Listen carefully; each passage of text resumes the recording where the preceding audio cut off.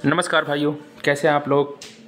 आज की हमारी क्लास होगी करंट अफेयर्स में, और करंट अफेयर्स में हम घटनासार को कवर कर रहे हैं। तो ये हमारा जो टॉपिक है, इसमें भारत मालदीव संबंध और सैन्यकर्मी वापसी। आपको पता होगा कि वर्तमान समय में भारत और मालदीव की जो है समस्याएं जो है उभर कर के सामने आई हैं।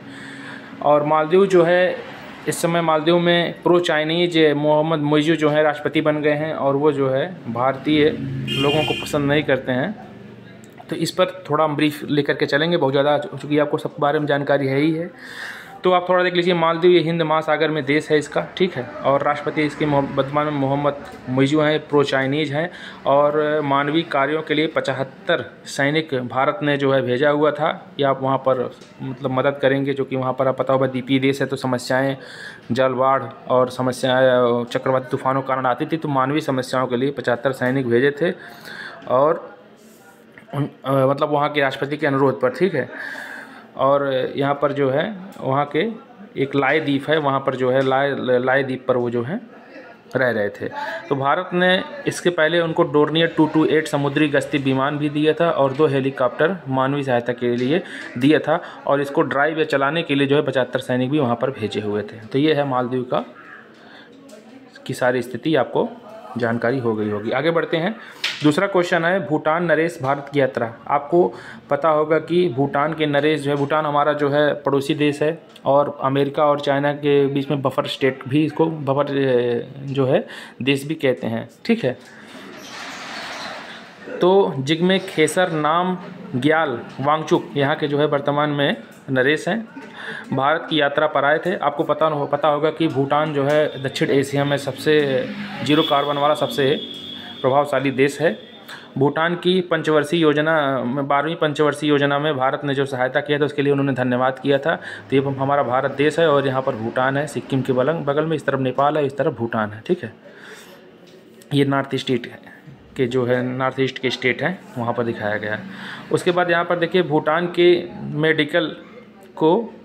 मेडिकल छात्रों को जो है यहाँ पर असम में सीट बढ़ाने के लिए भी बातचीत चली हुई है। उसके बाद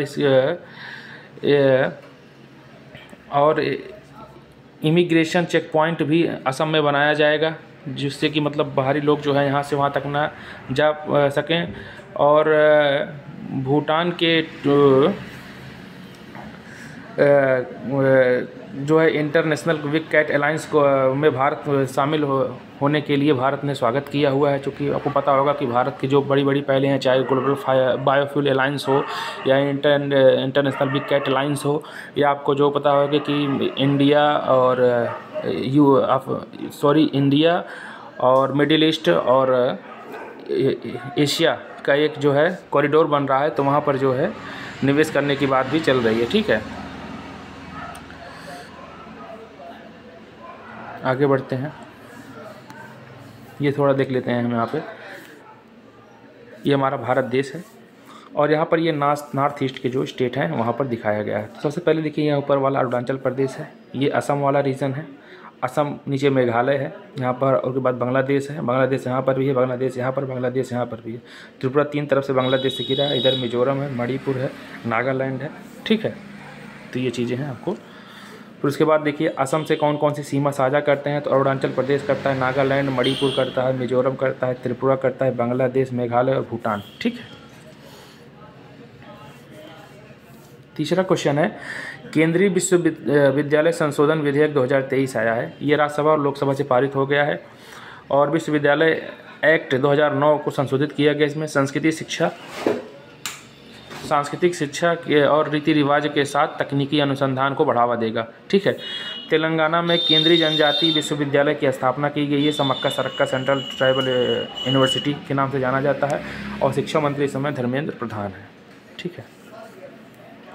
उसके बाद देखिए, नीति आयोग डेल्टा रैंकिंग किया गया है।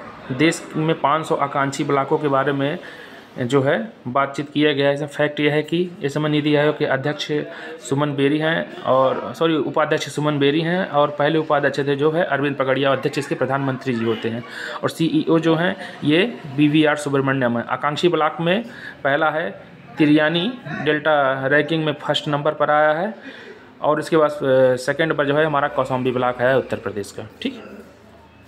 उसके बाद देखिए 29वां कोलकाता अंतर्राष्ट्रीय फिल्म महोत्सव, ये क्या है, तो इसमें 39 देशों की 219 फिल्मों को प्रदर्शित किया गया है। सर्वश्रेष्ठ फिल्म इसका जो है मोन पटांगो बंगाली पैनोरामा श्रेणी में मिला है और इसकी शुरुआत 1995 से हुई थी। ठीक है,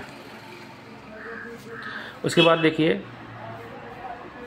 54वां अंतर्राष्ट्रीय फिल्म महोत्सव, ये सर्वश्रेष्ठ, इसमें ये जो है गोवा में हुआ था। अब शुभंकर ये क्लियर नहीं कि गेट सेट गोवा है, आप क्लियर करिएगा, क्योंकि मैंने यहाँ पर मुझे याद था तो वही लिख दिया है, अगर नहीं होगा तो मैं यहाँ पर देख करके आपको बताऊँगा। सर्वश्रेष्ठ वेब सीरीज OTT में दीपक कुमार मिश्रा को पंचायत सीजन 2 के लिए मिला हुआ है। ठीक है, और सत्यजीत रे अवार्ड माइकल डगलस को मिला है। ये एंटमैन मूवी में जो साइंटिस्ट बने थे वही माइकल डगलस हैं। और सर्वश्रेष्ठ मूवी जो है वो एंडलेस बॉर्डर है, ईरानी मूवी है, गोल्डन पिकॉक इसको मिला हुआ है, अवार्ड है। ठीक है, उद्घाटनकर्ता मूवी के क्या हैं तो कैचिंग डस्ट है जिसने शुरुआत हुआ था, और समापनकर्ता द फेदर वेट है। और भारतीय सिनेमा में योगदान देने के लिए माधुरी दीक्षित को अवार्ड दिया गया है। ठीक है, उसके बाद देखिए सर्वश्रेष्ठ अभिनेत्री जो हैं ये मेलेनी चियरी हैं, सिल्वर पिकॉक इनको मिला हुआ है। आई होप ये क्लियर हुआ होगा। चलिए आगे बढ़ रहे हैं। यहाँ पर देखिए साइबेरियाई बाघ साइप्रस से भारत लाए गए हैं। देखिए साइप्रस जो है आपका बेसिकली हम बता दें तो ये अफ्रीकन कॉन्टिनेंट के बीच में और देश है, मतलब एक द्वीपीय देश है। ये अफ्रीका नहीं, शायद में भी यूरोप के, सॉरी हाँ, साइप्रस जो है ये मेडिटेरेनियन सी में पाया जाता है। ठीक है, साइप्रस जो है भूमध्य सागरीय में एक द्वीपीय देश है साइप्रस। ठीक है, तो वहाँ से जो है साइबेरियाई बाघ लाए गए हैं।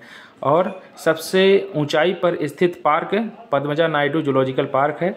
इसके विनिमय के रूप में भारत में साइप्रस को लाल पांडा दिया गया, मतलब हम यहाँ से विनियमित पर जो है लाल पांडा को दी और वहाँ से जो है साइबेरियाई जो है बाघ लाए हैं। और कहाँ पर, दार्जिलिंग वेस्ट बंगाल में। ठीक है, हिमतेंदुआ संरक्षण 1986 पूर्वी हिमालय में पद्मजा जूलॉजिकल पार्क में ही हुआ था। सबसे ऊंचाई पर ये स्थित जूलॉजिकल पार्क है।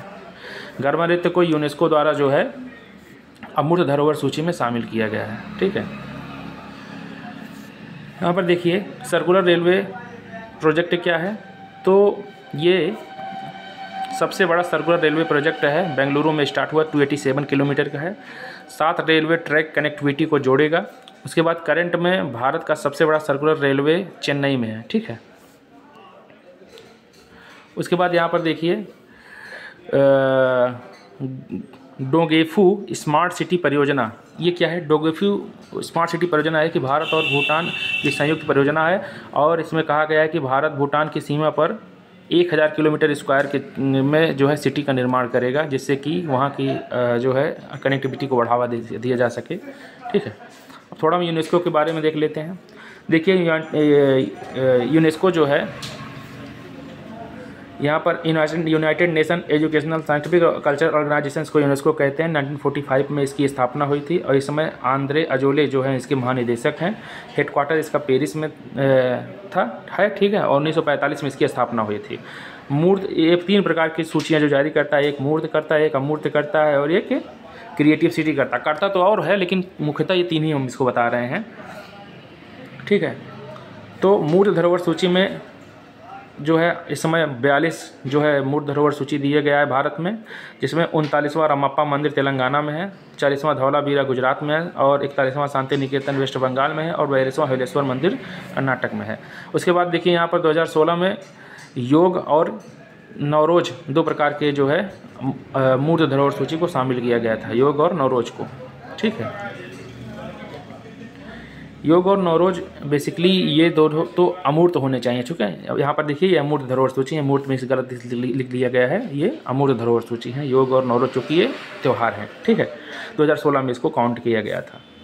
उसके बाद देखिए अमूर्त धरोहर सूची में 15 हैं इस समय, जिसमें 14 जो हैं, 14वां दुर्गा पूजा है वेस्ट बंगाल का और 15वां है जो गरबा है गुजरात का। और क्रिएटिव सिटी में 8 हैं इस समय, जिसमें जयपुर, कोझिकोड केरल और यहाँ पर देखिए कोझिकोड जो है और ग्वालियर मध्य प्रदेश है। यहाँ पर केरल लिख दिया, इसको आप ग्वालियर कर लीजिए। ठीक है, ग्वालियर मध्य प्रदेश का है। और एक सूरत जो है ये भी पिंक सिटी को, सॉरी जयपुर पिंक सिटी और सूरत को क्रिएटिव सिटी के रूप में दिया गया है। ठीक है, केन्या के राष्ट्रपति भारत यात्रा 2023 में आए थे, तो क्या है इसमें देखते हैं। ये केन्या जो है अफ्रीकन देश है। प्रेसिडेंट इनके हैं विलियम समोई रूटो, विलियम समोई रूटो। और एग्रीकल्चर इनोवेशन सेक्टर में 25 करोड़ US डॉलर की मदद भारत करेगा इनको। और भारतीय मानक ब्यूरो, केन्याई मानक ब्यूरो को जोड़ेगा।